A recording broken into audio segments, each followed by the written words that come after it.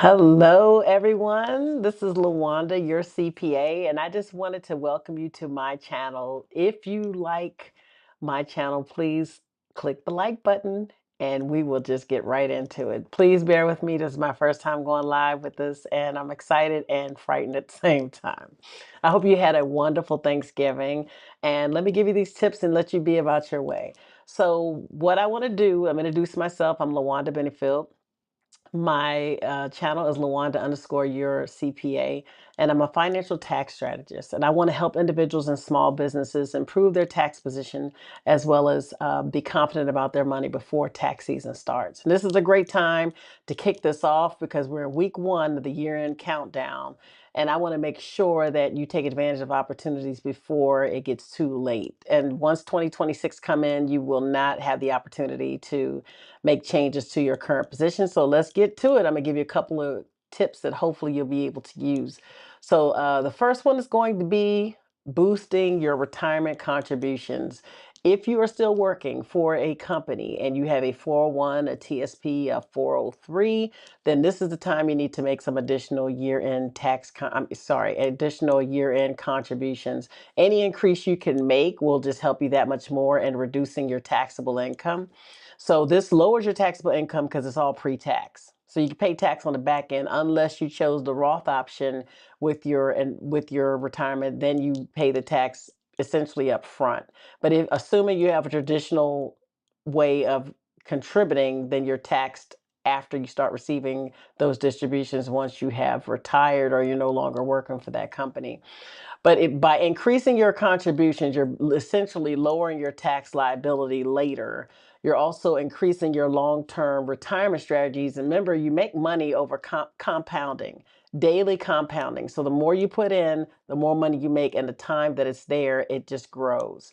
And this will also help you if you're paying at least what your employer is matching. So you want to definitely do that. You don't want to leave extra money on the table. And remember, if you're over 50, then the IRS allows you to make additional contributions to your plan. So 5,000 it was for 2025, and that's going to go up a little bit more in 2026. But for this year, you can do an additional $5,000 on top of the limit, and that allows you to catch up that much quicker. So definitely don't leave that on the table. If all possible, take advantage of those opportunities. The next one is HSAs and FSA. HSA is a health savings account. Some insurance companies allow you to have this, and essentially you're paying in advance money into an account that it does grow interest, but it helps you offset your medical expenses. If you don't use all those funds, you can retain those funds and essentially you can use those funds later as savings for yourself. So it is an investment. The flexible spending accounts is another one. Those funds have to be used by the end of the year. You're allowed to roll over about $500 to the next year if you haven't spent it. But a lot of times people don't pay attention to just how there's money left in the account they haven't spent. My suggestion, if you have an FSA, the flexible spending account, which would be for dental or medical, those pay for your co-pays. I would make sure that you spend that money down, get reimbursed from it. If you haven't submitted the receipts, if you don't have it set up automatically to reimburse you each time you have spent monies, then make sure you submit the receipts and get reimbursed for those monies. Make sure you don't have more than $500 to roll over to the next calendar year if you are going to be using the FSA account for the next year. An HSA, like I said, allows you to contribute pre-tax dollars, and they do grow tax-free. And you can make those contributions if you want to do a tax deduction. If an FSA is a use or lose it, if you don't spend that money, because they give you the money up front at the beginning of the year, if you don't spend it by the end of the year, you will lose that allowance, except $500 can roll over into the following year. So you make sure you want to check your balances, schedule any appointments you have left for the remainder of these last 31 days of December, and then use those monies before they disappear on December 31st. The next section is going to be reviewing your income and adjusting withholdings. This is a big one because a lot of people do not do this before the end of the year. And I want you to look at your year-to-date pay. And you look at that and see just how much you've had withheld from federal. And if you live in a state where taxes are withheld, make sure you look at the state as well.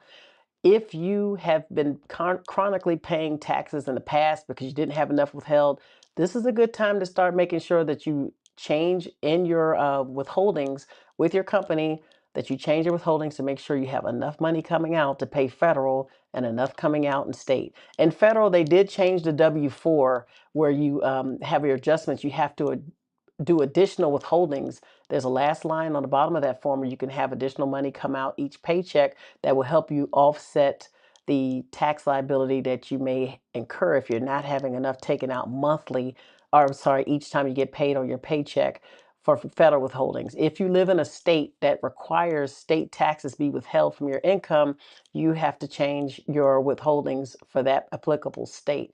You should be able to look at those things online with your company, whatever system they use, and that should allow you to see. But definitely your most recent pay stub will show what you've paid to date, and you need to make sure that looking at the tax brackets that you have enough money coming out, because if you don't, trust and believe, when you file your taxes the following year, it's going to show up. And for my people who have the earned income credit, who have been relying on, because you have children under certain age and you get that amount of money each child because they're under 17, trust me, you still have to look at that, because once that child reaches 17, that allowance goes from what, 1,500 per kid to it goes down to $500 per kid, because they become another dependent when they hit 17. So you want to make sure that you're paying attention, not just because the child is getting older, but that you're paying attention to how much you have withheld. That's the point I'm trying to make.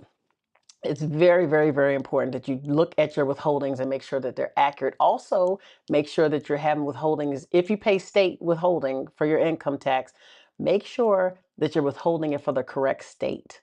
I've seen a number of times where people will, like, for example, I'm in a DMV area, so people will work in DC but live in Maryland, and then they have taxes come out from DC. And I'm like, well, why did you do that? Well, I work in DC. Well, it's based on where you live. So then they end up having to file two tax returns, one from DC saying, well, you had taxes taken out that for DC that you should have never gotten, so you have to do a non-resident return. And then you have to file a return from Maryland, because Maryland's like, where's my money? And you owe Maryland because you never paid anything into Maryland. So that's two extra returns you didn't have to do. So you want to make sure that you're doing this accurately, because I've seen it happen time and time again. Another thing is, if you keep getting large refunds in April, that's actually not a good thing. I know that might not be a popular thing. A lot of people are looking forward to that big windfall, but really you're giving a tax-free loan to the federal government or to state to hold on to your money when you could have been using that throughout the year. So ideally, you should do some sort of strategy or tax planning so that you're not getting a windfall in April when you file your tax, or whenever you file your taxes before April, that you can use that money throughout the year. So ideally, you shouldn't owe the federal government or get back from the federal government any more than they need to. You want to kind of make that zero. So if you're receiving a large refund, this is the time you should try to correct that. But you might be a little late on correcting that if the large refund portion, because we're already at the last month of the year. But you want to keep that in mind going forward, because again, better use of your money for you to have it than to wait for them to give it back to you. Okay, so the next thing I'd like to talk about is expenses and receipts. For individuals, categorize your expenses. Make sure you know how you're spending your money, where your money goes. You have to follow that. Look at your monthly statements, your credit card statement, as well as your bank statement.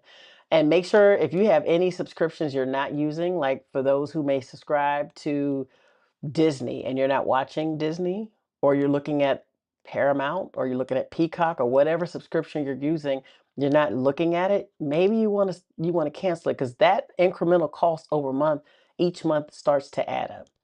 And that's the tax savings it could be for you. So this is involving budgeting. It's something that this is a great time to do it. We're getting ready to go into another year and 31 days. So you might want to look at your budget and start cutting out things that you don't need and focusing on what you do need. And with the climate of how things have gone, with unfortunately some people have lost their jobs, whether they work for the federal government or they work for a company that's tied to the federal government, or whether they just work for a regular private organization and they've been scaling back. This is the kind of stuff you should do to basically make things tighter so you can preserve yourself a little bit. Get rid of expenses that you do not use. It doesn't make sense to keep paying for it if you're not using it. For small businesses, make sure you're reconciling your credit card statements and your bank statements. Again, you have that same thing where you may have expenses unnecessarily you're spending for that you're not using those assets. Upload your receipts in any accounting software that you're using. This is for small business users, because just in case you want to check it out and make sure you have everything laid out correctly, because you want your financial statements to accurately reflect what was purchased and what was the money you actually made. So you want to make sure you have no uncategorized expenses. Every expense has been categorized. So that way your income statement will be meaningful, and then they're also in the right place, because you have something categorized an expense and that's actually not where it's supposed to go. You want to make sure everything is labeled correctly. You also want to make sure that your books match the bank. Your bank account should, the balance of your bank account the end of December should match what's on your balance sheet for the end of December as well. Recurring charges that you don't need, like I said before, you make sure you stop those. You want to save money and preserve your reserves as much as you can for businesses as well as for your private accounts. So that makes your books that much cleaner, and it make it easier for you when you start doing your taxes and you have to prepare those statements. There's some prep you can do for last minute deductions. So for individuals, make charitable contributions. You know that if you itemize, that's just going to help you that much more. And actually in 2026, it's going to change, because starting in 2026, because of the new bill that was passed, you will have a floor of how much you can actually deduct. You have to do at least that amount. It's like 0.5% that you have to contribute at least that much to a charitable contribution organization in order to deduct it. So you're going to lose a little bit this year. Everything, your full deduction. If you give $20,000 to your favorite nonprofit organization, you can deduct 20,000. But next year, if you give that 20,000, you may end up having 19,000 deducted instead, because again, there's a 5%, a 0.5% floor that's going to be applied to your against your adjustable gross income, and that just comes along with the bill. But there's some pluses and minuses with that new bill, but we're not talking about that right now. I'm talking about how you can clean up your stuff for this year. Another thing is you can prepay your medical expenses. If you know that you have something coming up, go ahead and prepay it. This is for individuals. Again, that's where the HSAs come into play, and your FSAs come into play as well. And use your energy efficient credits while you can. That stuff is expiring the end of this year, because those things that they're going away. So if you have a high energy purchase you need to make, I would make it before the end of this month, before the end of December, because trust me, you won't be able to deduct that on your taxes coming up. They've changed the bills where high energy credits no longer exist. For small businesses, prepay your January rent or utilities if you can. It's just going to lower your taxable income if you do that. Purchase all your needed supplies and equipment that you know this year. And definitely, like I said, if there's anything high energy, you want to do that. Make sure you confirm all your contractor payments so your 1099 filing will be accurate for next year. Look at your payroll records and make sure that because you're going to be doing W-2s pretty soon, make sure that your payroll statements are up to date and everything is accurate there. And you update your mileage logs and any home office logs you need. So this is the time to make sure you have all these small actions in place, because it just makes it that much swifter and easier for you when you do your taxes in a couple of months. Now is also a good time to set money goals for January. So what you should look at is, what are your goals for next year? Are you trying to save a certain amount of money for next year? Is there something you need to purchase next year that you have to put money aside for? Or do you have plans to go on vacation? Or is there some investment in yourself, whether it's training or some sort of conference or whatever it is you're trying to do? Is there something coming up that you need to pay for? Is there a habit that you want to improve? These are the kind of things you need to write down and start thinking about it, so you can forecast and budget for these things for 2026. Because then you're like, well, how do I do this? That's where you look at your discretionary income and see what you have to work with in order to plan that out.